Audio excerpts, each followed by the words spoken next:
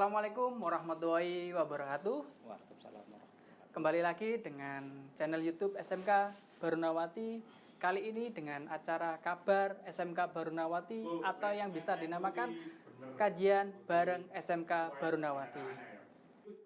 Sekarang sudah hadir dengan Bapak Miftahul Aziz. Bagaimana kabarnya Pak Aziz? Alhamdulillah baik. Oke, terima kasih Pak Aziz sudah menyempatkan waktu hadir dengan acara Kabar SMK Barunawati. Di sini kita bertempat di kafe buku atau yang bisa dinamakan perpustakaan di SMK Barunawati. Untuk ini sebelum kita akan membahas tentang materi yang akan disampaikan oleh Pak Aziz, kebetulan Pak Aziz hari ini mengajar di kelas 12. Oke, ya, jadi ini nanti untuk diskusi kali ini kita akan membahas sekilas tentang materi kelas 12 Pak Aziz. Oh iya. Oke, sebelum kita membahas tentang materi kelas 12, kita akan mengulas sedikit materi tentang memperingati Maulid Nabi ketika tanggal 2 November Pak Aziz. Jadi ada beberapa materi yang belum dijawab oleh Bapak Ustadz Miftahul Aziz. Antara lain materi tersebut itu, sebentar Pak Aziz.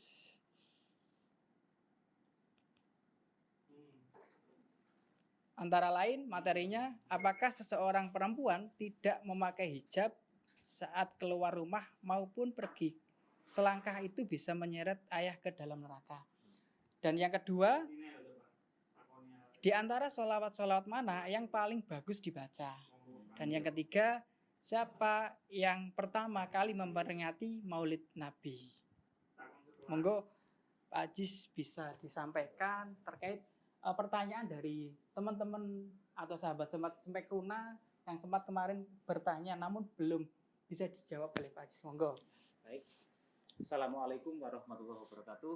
Waalaikumsalam warahmatullahi wabarakatuh. Alhamdulillahirabbil alamin. Assalatu wassalamu ala sayyidil mursalin sayyidina Muhammadin wa ala alihi washabbihi ajmain. Amma ba'd. Kami hormati Bapak Arif. Ya. Nah, syukur alhamdulillah pada kesempatan yang berbahagia ini kita bisa sharing, bisa berbagi. Ada pertanyaan yang harus saya jawab karena kemarin di acara Maulid Nabi itu belum selesai. Yang pertama tentang apakah seorang anak perempuan yang keluar rumah tidak memakai jilbab, ya kemudian satu langkah itu dosanya diterima kepada ayahnya. Jadi perlu dipahami Pak Arif bahwa itu sangat populer sekali dan itu bersumber dari yang dinamakan hadis. Padahal itu bukan hadis, alias bisa dikatakan sebagai hadis palsu atau hadis maudhu. Nah, berhukum dengan hadis maudhu itu tidak boleh. Kemudian, atas bagaimana? Apakah betul ketika ada anak yang keluar rumah tanpa memakai kerudung dosa ditimpakan ayahnya? Berarti kalau hadis ini maudhu alias palsu berarti tidak benar. Tetapi yang harus diperhatikan di sini adalah bahwa setiap orang tua itu tetap wajib mendidik anaknya. Baru ketika anak ini sudah berusia balik, maka dosa itu ditanggung oleh si anak sendiri. Ketika si ayah, mohon maaf, atau ibu tidak menasihati anaknya dan kemudian anaknya berbuat yang tidak baik, maka itulah ayahnya ikut berdosa karena tidak menasihati atau memberikan pengetahuan kepada anaknya. Tapi ketika anaknya sudah diberi wawasan, diberi pengetahuan, di sekolah kan dipondokkan, kok ternyata anaknya ini tidak mematuhi ajaran agama, maka dosanya anak tersebut. Ya, pada anak tersebut. Tapi sekali lagi saya tekankan hadis tadi itu adalah hadis maudhu alias hadis palsu. Jadi statement itu tidak benar Pak Arif. Oke, terima kasih. Jadi itu buat sahabat-sahabat Semekruna terkait tentang penjelasan dari pertanyaan dari sahabat-sahabat Semekruna. Itu bahwasanya hadis tersebut hadis palsu nggih, Pak Aziz. Namun kalau semisal dari anak tersebut sudah disekolahkan di pondok atau diberikan wawasan tentang keagamaan namun tidak melaksanakan, itu akan dosanya di anak tersebut Pak Aziz, seperti itu. Untuk yang pertanyaan kedua Pak Aziz, yang kedua tentang sholawat yang paling afdol. Jadi sholawat yang paling afdol yang redaksinya dari Rasul sendiri adalah sholawat Ibrahimiyah yang biasa kita baca saat kita sholat. Kita akhir kan ada Allahumma sholli ala sayyidina Muhammad wa ala ali sayyidina Muhammad kama shollata ala sayyidina Ibrahim wa ala ali sayyidina Ibrahim. wa barik ala sayyidina Muhammad wa ala sayyidina Muhammad kama barakta ala sayyidina Ibrahim wa ala ali sayyidina Ibrahim fil alamina innaka Hamidum Majid. Itu dikatakan sebagai sholawat Ibrahimiyah, dan itulah sholawat yang paling afdol. Meskipun semua sholawat itu baik, Pak. Baik. Jadi tidak ada sholawat yang tidak baik, karena sholawat kita itu adalah sebuah bentuk doa kita kepada Rasulullah ya. Meskipun Rasul sendiri sebetulnya tidak butuh pada doa kita, tapi kita sebagai umatnya itu ya harus tahu dirilah. Wong Rasul sudah memberikan banyak syafaat pada kita, apalagi adanya kita sekarang, lahirnya kita ini kan tidak lepas dari adanya Rasul. Maka ada sebuah hadis, laulaka ma khalaqtul aflak. Jika tidak ada engkau wahai Muhammad, aku tidak akan menciptakan alam semesta. Artinya kita itu berhutang budi dan jasa pada Rasulullah. Sehingga masa sih kok sholawat aja kok enggak mau. Enggak mau ya. Jadi kalau kita kembali lagi pada sholawat yang paling afdal tadi, sholawat Ibrahimiyah. Tetapi yang biasanya yang dibaca ketika di akhir tahiyat itu ya, Pak. Tapi kalau mau sholawat yang lain itu banyak redaksinya. Ada sholawat nariyah, ada sholawat munjiat, ada sholawat barokah, ada sholawat tibil kulub, ada sholawat nurizat dan sebagainya, sangat banyak. Mau pilih yang mana? Monggo terserah. Sebisanya para siswa ya untuk membaca sholawat. Namun untuk yang paling benar afdol itu adalah ketika di bacaan tahiyat terakhir ya, sholawat Ibrahimiyah. Sholawat al-Ibrahim. Oke, terima kasih Pak Aziz. Itu jadi untuk sahabat-sahabat Semekrona terkait tentang pertanyaan yang kemarin sempat belum dijawab oleh Pak Aziz. Itu kebetulan yang disampaikan oleh Pak Aziz. Untuk yang pertanyaan ketiga, Pak Aziz. Yang ketiga tentang yang pertama kali merayakan Maulid Nabi. Jadi sebetulnya yang manusia yang merayakan Maulid dalam artian bergembira itu Rasul sendiri ya. Jadi Rasul sendiri itu berpuasa. Beliau itu berpuasa pada hari Senin karena apa? Karena pada hari Senin itulah beliau dilahirkan. Nah, itu sebagai sebuah bentuk beliau merayakan kelahiran sendiri. Tetapi perayaan besar-besaran yang melibatkan banyak orang, yang memberi makan banyak orang, di sana ada pembacaan sholawat, pembacaan sirah nabawiyah, itu dimulai oleh Raja Mudhafar. Raja Mudhafar dari Irbil. Irbil itu sekarang masuk wilayah Irak. Jadi beliau itu masih adik ipar dari Raja atau Sultan Salahuddin Al-Ayyubi.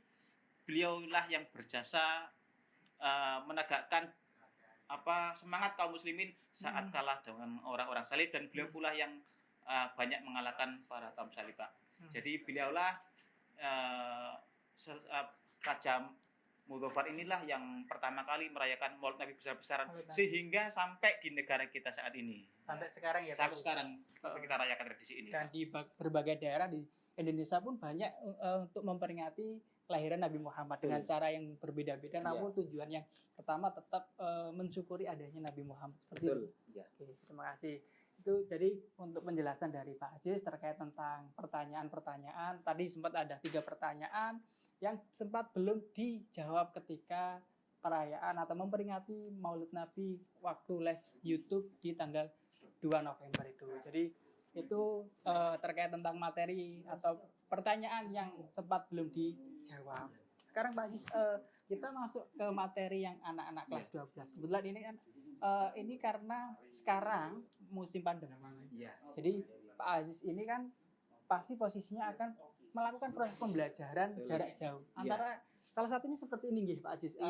Jadi penyampaian materi apa yang harus disampaikan oleh kelas 12. Kebetulan untuk kelas 12 ini kan sudah usia dewasa ya Pak. Dewasa awal lah karena sudah 17 tahun lebih atau mungkin bahkan ada yang sudah 18 atau 19. Untuk mungkin materi yang kelas 12 apa Pak Aziz? Yang materi yang paling akhir di kelas 12 tentang iman kepada qada dan qadar, Pak. Iman qada dan qadar. Jadi kalau kita bahas tentang qada dan qadar, kalau kita kaitkan dengan pandemi itu juga ada hubungannya, Pak. Oh, bisa ya? Bisa. Jadi kalau kita artikan qada itu kan sebuah keputusan, Pak. Keputusan dari secara bahasa qada itu artinya keputusan. Makanya bahasa Arabnya orang yang beri keputusan di pengadilan adalah qawi. Qawi. Ya, itu secara. Nah, kalau kita pahami dalam kehidupan sehari-hari, artinya semua yang ada sekarang Pak itu sudah diputuskan atau ditetapkan oleh Allah. Kapan? Di zaman azali. Zaman azali itu zaman sebelum adanya alam semesta. Zaman di mana hanya ada Allah saja, itu zaman azali. Zaman azali. Ya, zaman azali sebelum adanya surga, sebelum adanya neraka dan sebelum adanya kehidupan, zaman azali. Di zaman azali Allah sudah menuliskan semua kejadian di alam semesta ini, Pak. Ya. Dan yang kedua, ada yang namanya qadar. Qadar ya. Qadar ini kalau kita bahasakan secara umum Pak ya, ada yang artinya kadar ukuran. Ya, maka ada kadar gula, ada kadar air dan sebagainya. Artinya kan ukuran gula atau air di dalam zat tertentu. Nah, jadi kalau kita tarik dalam pembahasan kita kali ini, qadar adalah ukuran. Artinya ya, ini sering erat kali hubungannya dengan yang namanya sunatullah. Sunatullah sendiri adalah kalau bahasa kita adalah hukum alam, Pak. Hukum alam ya. Alam. Ya, misalkan api itu panas. Nah, maka ketika tangan dimasukkan api, maka tangan akan kepanasan atau melepuh. Kertas dimasukkan ke dalam api, maka kertasnya akan terbakar. Ya, itu sunatullah. Artinya yang membuat hukum itu juga Allah. Ya, jadi bukan api membakar sendiri, bukan, tapi sunatullah. Nah, Allah sudah menggariskan dengan yang namanya pandemi ini. Pandemi dengan wabah yang sampai sekarang belum reda, ya kita tetap berdoa karena doa kita semoga diijabi oleh Allah. Amin, ya. Karena hanya Allah yang bisa merubah keadaan ini. Kita sebagai orang yang beriman tentu percaya pada Allah, pada qadha-nya Allah. Nah, ada sabda Rasul, tidak ada yang bisa menolak qadha-nya Allah, ketentuan Allah kecuali dengan doa. Nah, ketika kita berdoa dan doa kita diijabahi oleh Allah, maka Allah bisa merubah qadha-nya itu, Pak. Maka karena Allah itu yang Allahu ma yasha wa yusbit. Allah bisa menghapuskan qadha-nya yang diaturkan oleh Allah dan juga Allah yang berhak untuk menetapkan pula. Maka sebagai orang yang beriman kita yakin bahwa semua ini adalah sudah kehendak Allah. Tetapi kita tidak boleh berpangku tangan. Ya, seperti sebuah kisah ada orang yang ditegur oleh Rasulullah ketika orang itu membawa unta dan dibiarkan saja tanpa terikat. Kata orang itu, dia tawakal pada Allah. Tapi sama Rasul ditegur, ikatkan dulu pada untamu, baru bertawakallah. Artinya kita usaha dulu, ikhtiar dulu, baru kita berserah diri bertawakal pada Allah. Umar bin Khattab pun sama, ketika ada wabah yang menyerang dari Islam waktu itu, Umar bin Khattab menghindari untuk masuk ke dalam wilayah tersebut. Sehingga ditegur oleh sahabat, wahai Umar, kenapa engkau lari dari takdirnya Allah? Umar menjawab, aku lari dari takdirnya Allah, tapi aku menuju pada takdir Allah yang lain. Ya, artinya bahwa kita itu tetap diwajibkan untuk ikhtiar, diwajibkan untuk berusaha. Nah, entah bagaimana hasilnya, itu mutlak murni urusan Allah. Berusaha wajib, berdoa itu wajib. Karena doa ini adalah mukhul ibadah, inti ibadah, otaknya ibadah. Karena dengan doa inilah kita benar-benar sadar bahwa kita ini hamba. Doa ini menegaskan bahwa kita adalah makhluk, kita hanyalah seorang hamba yang lemah. Maka dengan doa ini perwujudan kita, kelemahan kita pada Allah, kehambaan kita pada Allah, semoga dengan ini Allah bisa segera mengangkat pandemi yang ada di negara kita ini, Pak. Jadi kalau ketika bahwasanya untuk qadha dan qadar ini kita tetap harus yakini ya, Pak.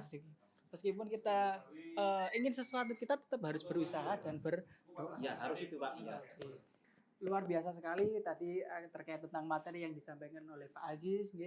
Jadi untuk teman-teman SMK Barunawati, terutama kelas 12 yang ada di SMK Barunawati, silakan nanti kalian bisa bertanya terkait tentang materi yang disampaikan oleh Pak Aziz tentang iman kepada qadha dan qadar. Jadi nanti silakan menyebutkan nama kalian, kelas, dan pertanyaan yang akan kalian sampaikan kepada Ustadz Aziz atau bisa dipanggil Pak Aziz.